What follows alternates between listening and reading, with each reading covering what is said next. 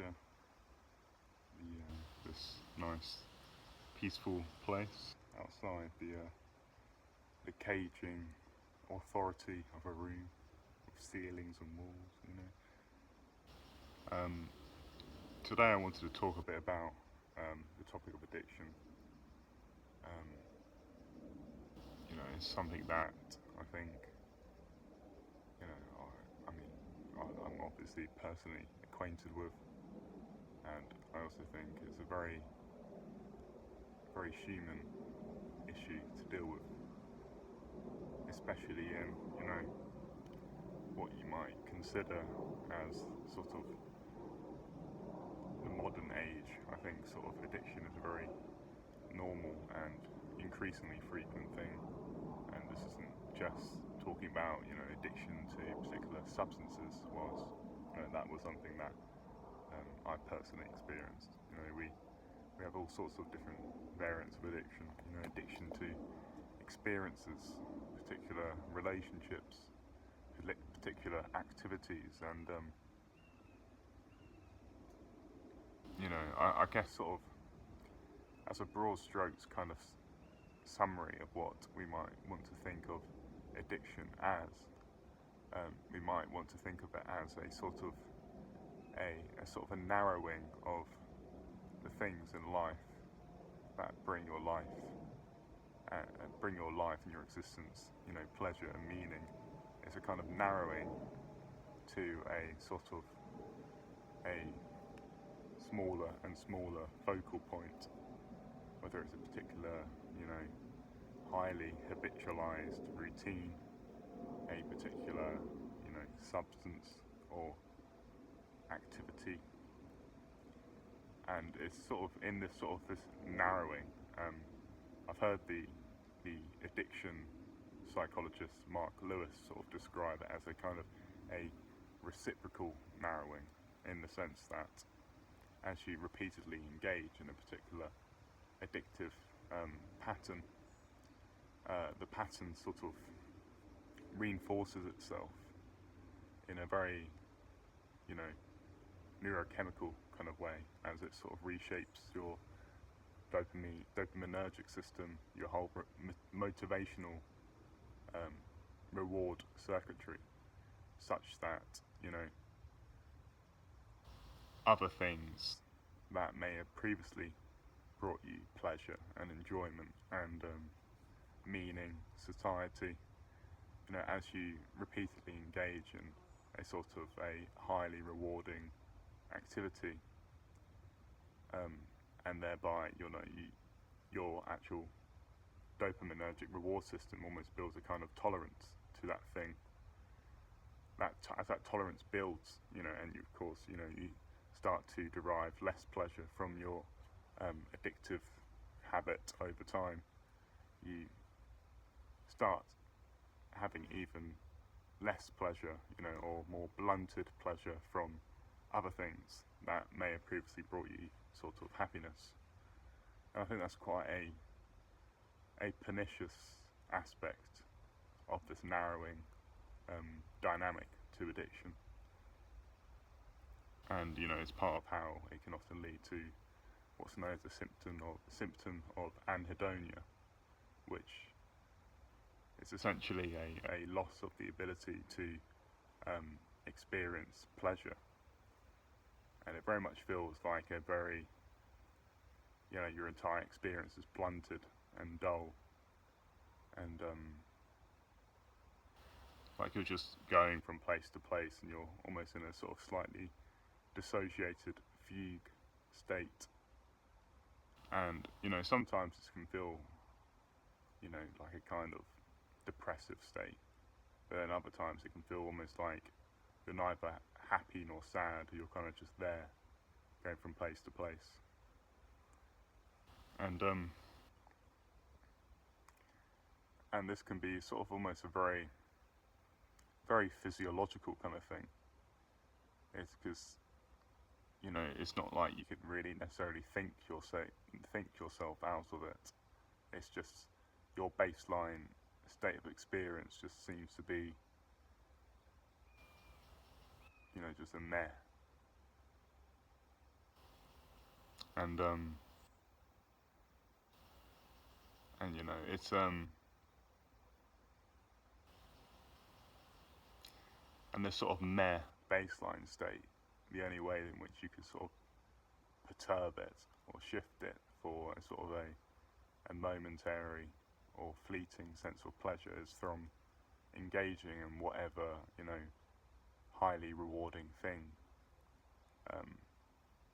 that you've accumulated, that you've sort of trained your reward system to become highly attuned to. And I know I'm sort of talking about addiction in a very general term, because I think addiction definitely does vary dependent on whatever activity it is that is, you know, afflicting you. And I mean, if I speak for myself, you know, I've been addicted to many things, you know. I don't know when it quite started, whether in childhood, I suppose, with, you know, video games and sugary stuff, and then graduating to weed, and then, you know, harder substances and whatnot. You know, when I talk about all these sort of stuff, I don't want to pathologize any of them, because I don't think they're bad things, you know, at all. But I am conscious of how, you know, of how they can spill over into excess and become these very sort of, you know, because of, like I said, this sort of this inherent feedback looping dynamic of this sort of narrowing of your being into a rigid pattern. That narrowing causes you to neglect lots of things in your life that you know, you in a sort of sober and reflexive kind of state, you think, you know, this is an essential part of my being, this is something I value, but it's almost like, yeah, there's a deep spiritual sickness almost of addiction, and how it can capture you, and you know, it can sort of impair your judgment and your cognition in such a way that you're, you know, unable to sort of accurately reflect on your situation. And sometimes it requires you to really go deep down into it and reach a sort of, I don't know, this sort of critical juncture point, this point where you're like, fuck, you know? Where you're sort of, where you sort of realise the trajectory of the path that you're going down, and you realise that, you know, it's simply is not sustainable at all. And because, you know, I mean, I sort of, I'm sitting here reflecting on my sort of experiences in the past, and, you know, I've sort of, where I am currently, you know, I've reached a point with my addictions where it was becoming self-destructive, not only to my own psyche, but to my body, you know, to my heart. You know, I was experiencing these debilitating panic attacks where it would feel as though, you know, I was dying, like heart attack symptoms, pretty much, which is extremely sobering. You know, it's, you know, it made me feel very fragile and not immortal at all.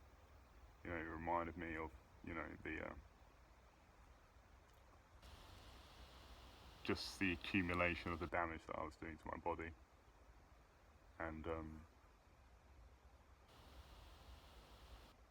and just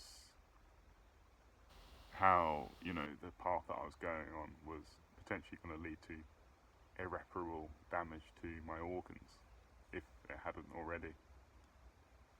And it took not more than one panic attack. Well, I don't know. Well, panic attacks are very, because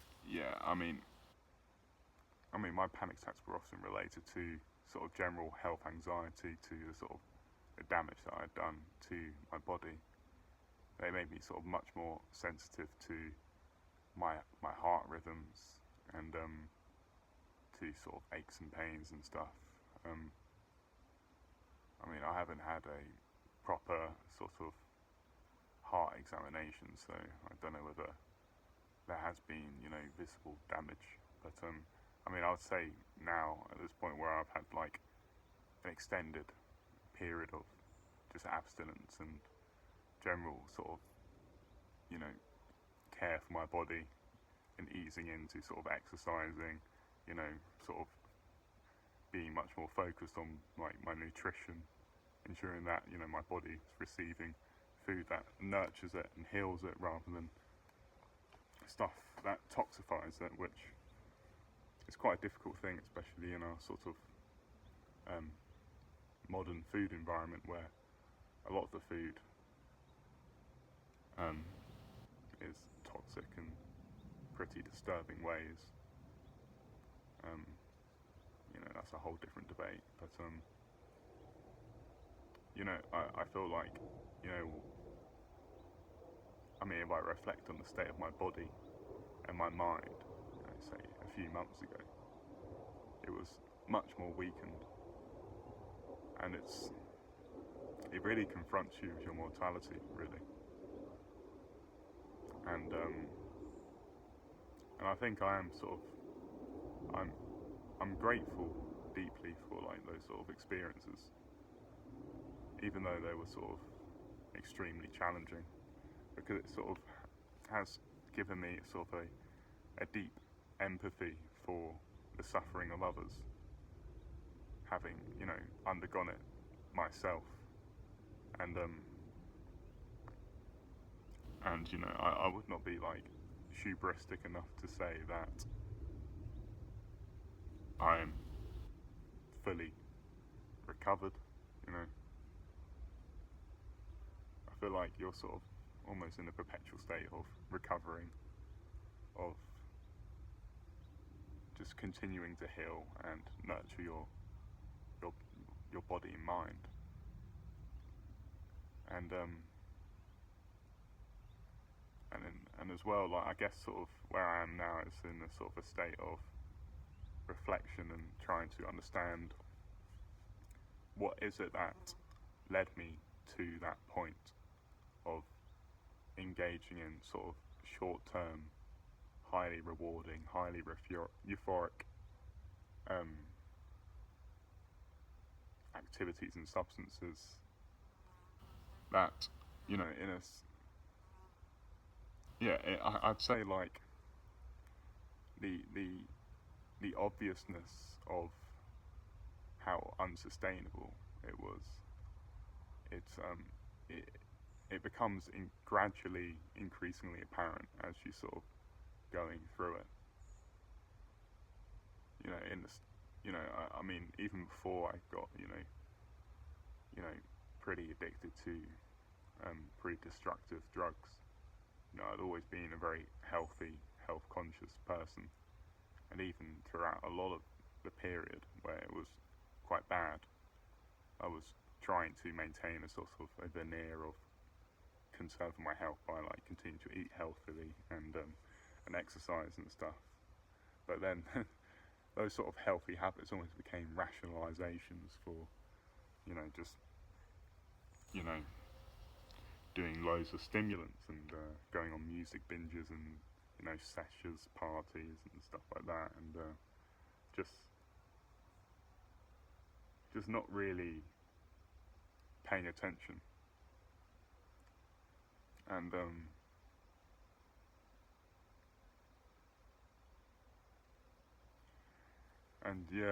I guess sort of gradually, as a sort of addiction, God, I feel like the sun is shining right in my face. I guess I'll just continue to film, even though I'm being blinded by the light. But yeah, as the addiction progresses and obviously tolerance builds up, the come downs, the hangovers get worse. You start feeling, achier joints, more concerning heart and chest pains, and you start to feel like, oh, I'm actually just, neutering my body and just destroying myself slowly.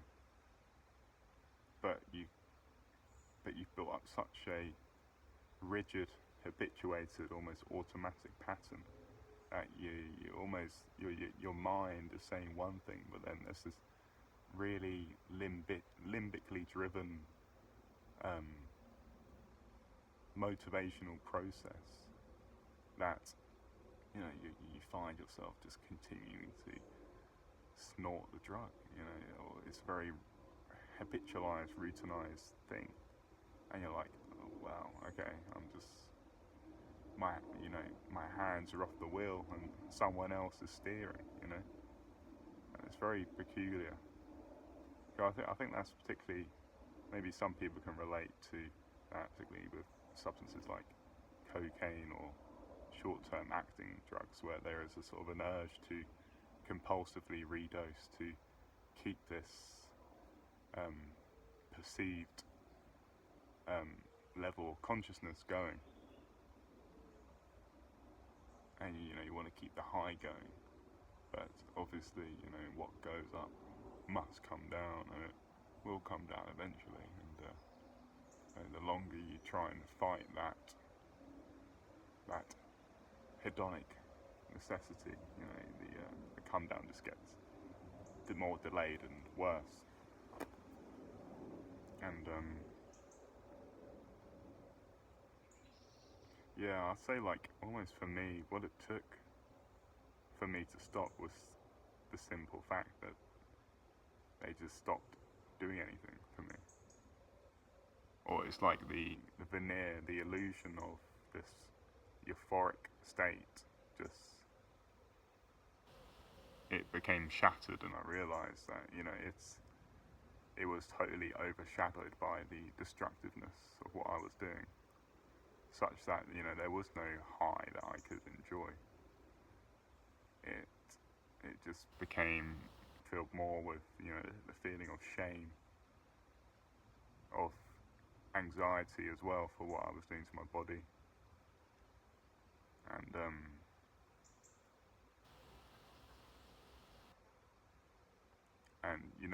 yeah, it was, like I said earlier, the sort of the disturbing health symptoms, the panic attacks that felt like something seriously wrong was going inside my body. I'd have like multiple visits to A&E because of it. And that's not fun at all.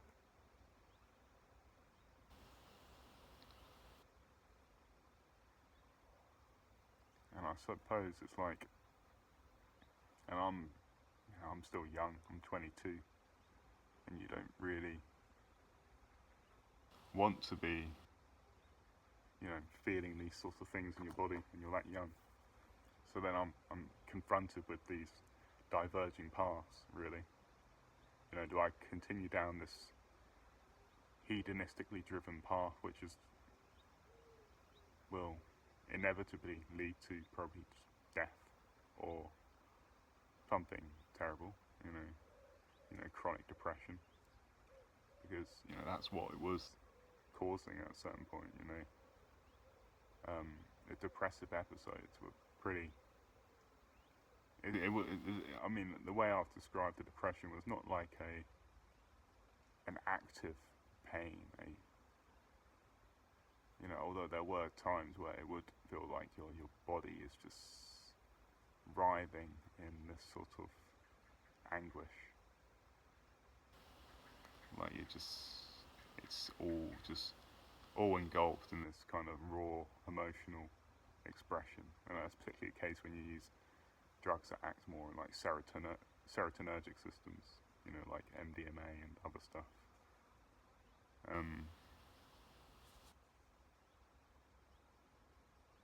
I think, yeah, you're confronted with those diverging paths of, do I make a sudden change to my behaviour, my being, or do I continue down this automated path? And I guess fortunately, I did stop, and I can't quite put my finger on what it was. I guess it was sort of the feeling of just total weakness in my body. The feeling that I couldn't really do much other than lie in bed. I couldn't exercise, I couldn't really walk much, because I was having this constant pressure in my chest and my heart. And so I guess I had like a few weeks really where I was just low intensity on a lot of stuff. And I was experiencing headaches as well. But with all of that, it was a total, cutting out of almost a lot of the things that were toxifying my body. And it's interesting how when your body is in a very weakened state like that, you become much more sensitive to all the things that you're consuming and all the things that you're doing. And I think that knowledge, that learning is a blessing in a certain way, because even now I'm, healthier than I have been in a while, particularly with my diet, and I find myself having a much more deeper intuitive understanding of what it feels nurturing and what feels toxifying. And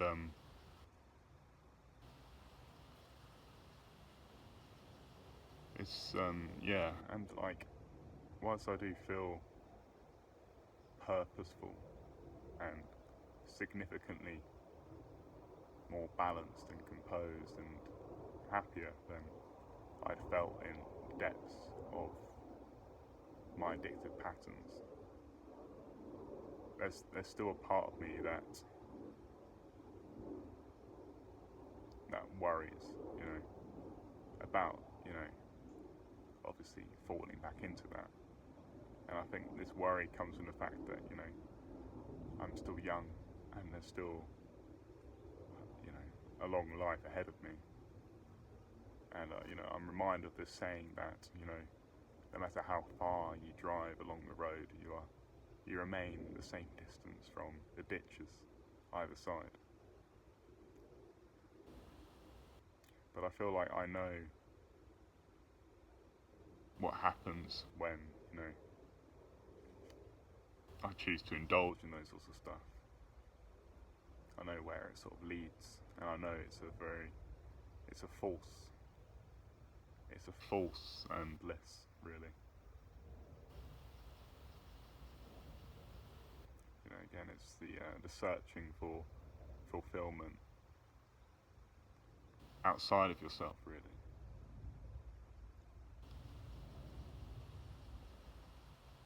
And it's a sort of an inability, really, to accept unconditionally the moment as it is. I think perhaps that's one aspect of the psychological and spiritual side of what addiction is. But I realise, whilst I've been talking a while now, I haven't talked about what I see as the sort of the environmental drivers of addiction. And I think it's important to highlight those, because sometimes when we talk about addiction, there's a tendency to pathologise and blame the individual without looking at the individual and the context in which they're situated in. But I think I might pick that up in another video, because I've been talking enough already. But I hope that's been insightful. Obviously it's one where I'm forced to be quite vulnerable about my experiences. I haven't gone into great details about the particulars. I might talk about that if it's necessary, but I hope this has been useful. And yeah, have a good day.